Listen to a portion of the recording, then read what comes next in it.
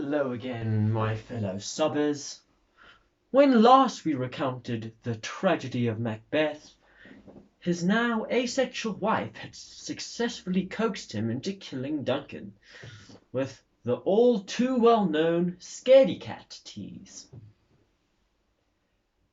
Banquo is having trouble sleeping in the first scene of Act 2.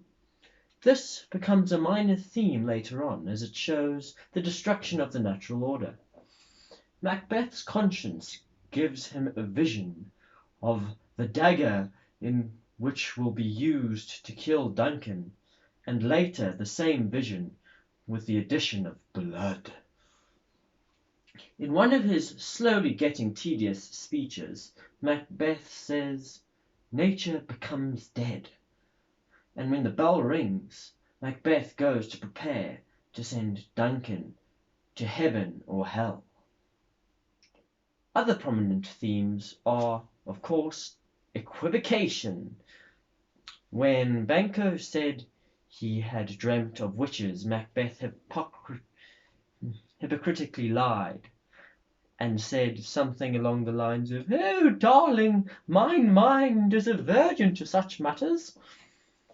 And yes, that is not a quote.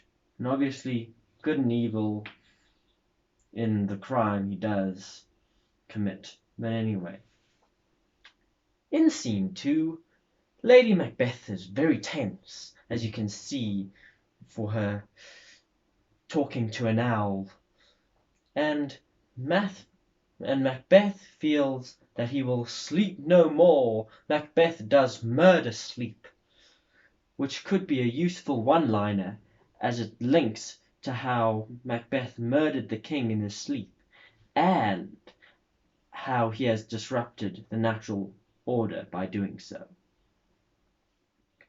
The dramatic irony in this scene comes from the words spoken by Lady Macbeth.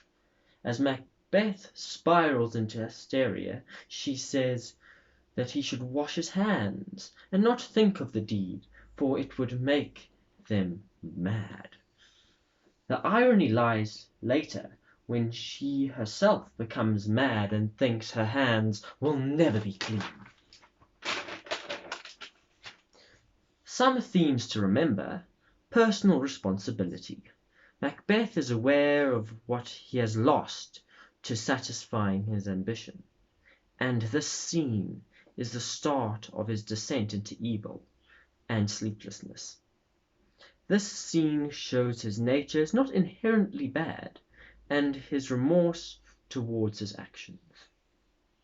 As the porter opens up scene 3 with his lines of comedy, he says the word equivocator, which emphasizes the theme, and Macbeth uses ambiguity in his speeches to hide reality. And by publicly expressing his sorrow,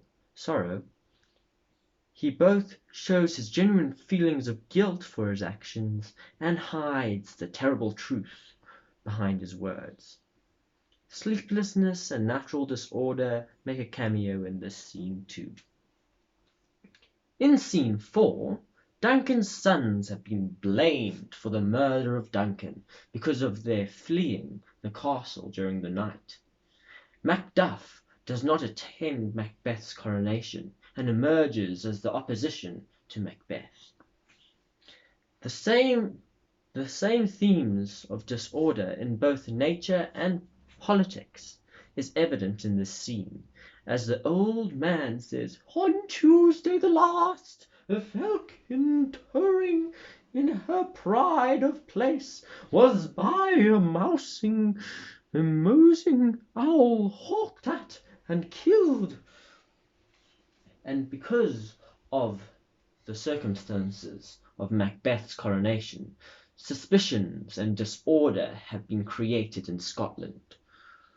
Sorry this one wasn't so funny, but stay tuned for the next one. See y'all a little later for Act 3.